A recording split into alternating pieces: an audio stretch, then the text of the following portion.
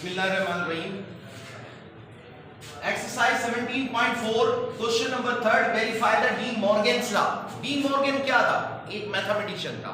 उसने एक कानून बनाया, उसने एक लॉ डिस्कवर किया मैथमेटिक्स के अंदर। वो क्या लॉ था उसको हमने यहाँ पे प्रूफ करना है। वो क्या लॉ था? वो ये लॉ था कि यूनियन और इंटरसेक्शन का आपस में एक ताल्लुक है। क्या यूनियन? मेरी बात को सुनो, इधर ध्यान दो, मेरी तरफ मुतवज्जो।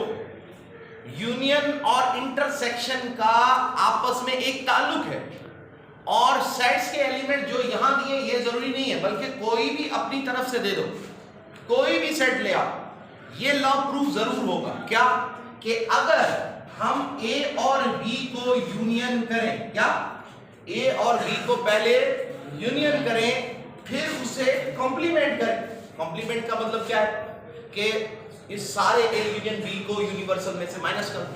कॉम्प्लीमेंट क्या होता है? बोलो बोलो। यूनिवर्सल में से माइनस करना।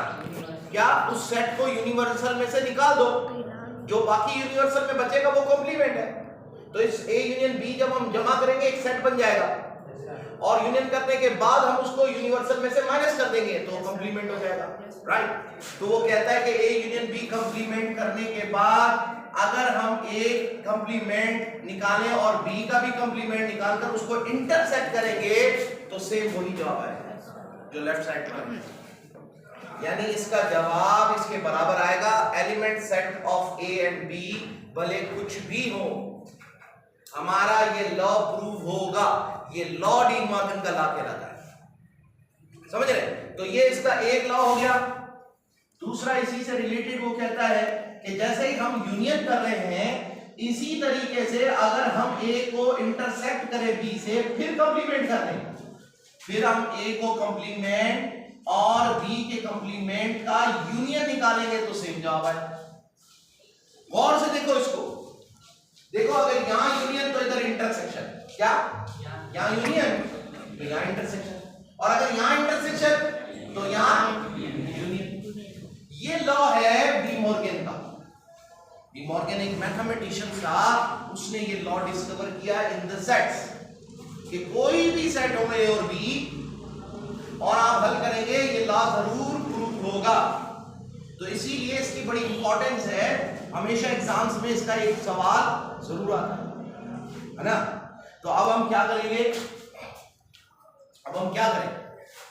हम पहले इसमें से किसी एक लॉ को प्रूव करेंगे, दूसरा आप लोग खुद करेंगे। तो मैं पहला लॉ प्रूव करूं या सेकंड? बोले पहला। सेकंड करें, एक जना बोलने वाला। पहला करें दूसरा? हाँ पहला। भाई सेकंड भी तो वही है। यहाँ इंटरसेक्शन यहाँ नहीं हो रहा तो यहाँ तो हो रहा है, वही बात हो जाएगी। इंटरसेक्शन और यूनियन का ऑपरेशन नहीं पता? यूनियन का ऑपरेशन है दोनों के सेट्स के एलिमेंट मिला के लिखो। इंटरसेक्शन में दोनों के एक जैसे एलिमेंट, कॉमन एलिमेंट्स लिखोगे बस। और कॉम्प्लीमेंट तीन ऑपरेशन हो रहे हैं इसके अंदर, एक यूनियन, एक इंटरसेक्शन, एक कॉम्प्लीमेंट। तो हम सबसे पहला लॉ हल करते हैं।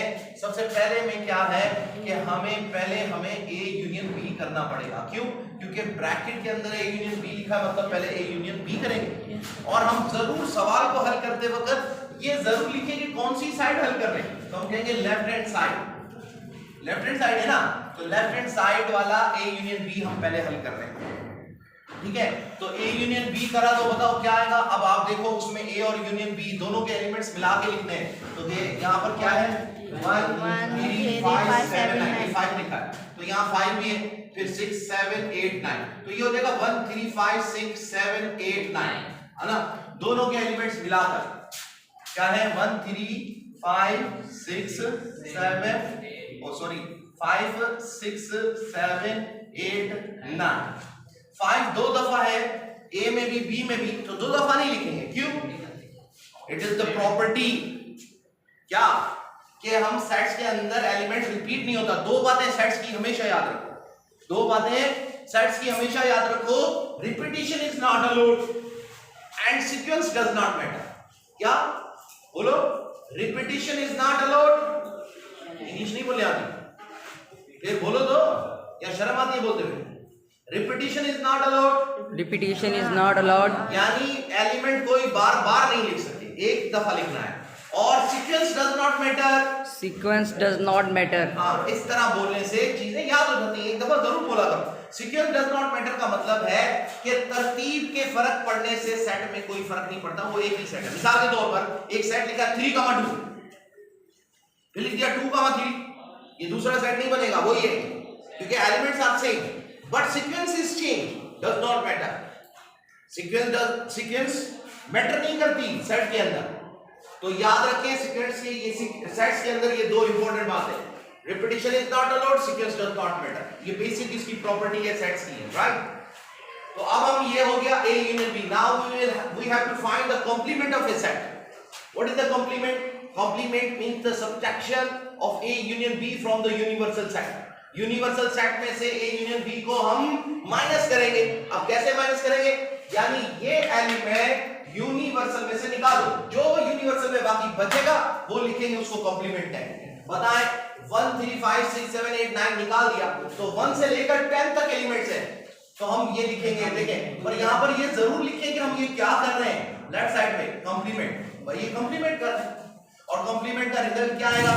1 निकल गया तो 2 बच गया, 3 निकल गया तो 4 बच गया, 5 निकल गया तो 6 भी निकल गया, 7 8 9 निकल गया, 10 बच गया। This is the answer of left hand side.